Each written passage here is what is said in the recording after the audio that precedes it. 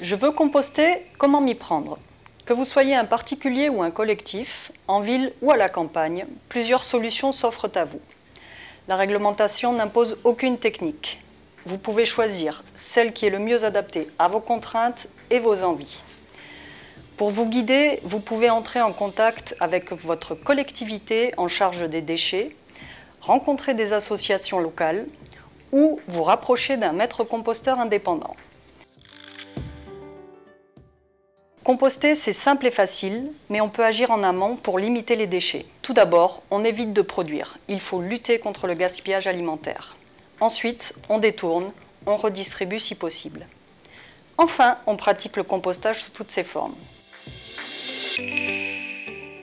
Justement, quelles sont ces différentes formes? Le compostage peut se faire à différentes échelles. Au niveau d'un foyer, on parle de compostage domestique. Si vous avez un jardin, vous utilisez votre composteur dans votre jardin. Si vous êtes en appartement, vous pouvez utiliser un lombricomposteur. Si vous habitez un immeuble ou si vous faites partie d'une association ou d'une entreprise, on parle de compostage partagé. Dans un établissement comme les écoles, les campings, les EHPAD, on parle de compostage autonome en établissement.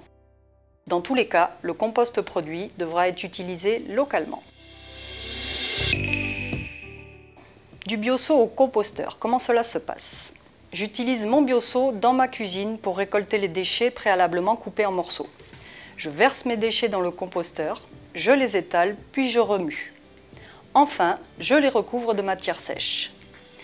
Ensuite, au bout de 9 mois environ, vous avez un compost mûr. Vous avez réussi à transformer un déchet en une ressource précieuse pour vos sols. Et pas besoin d'être agriculteur ou avoir un potager, je peux l'épandre pour mes fleurs ou tout simplement au pied de mes haies. Voilà, c'est à vous.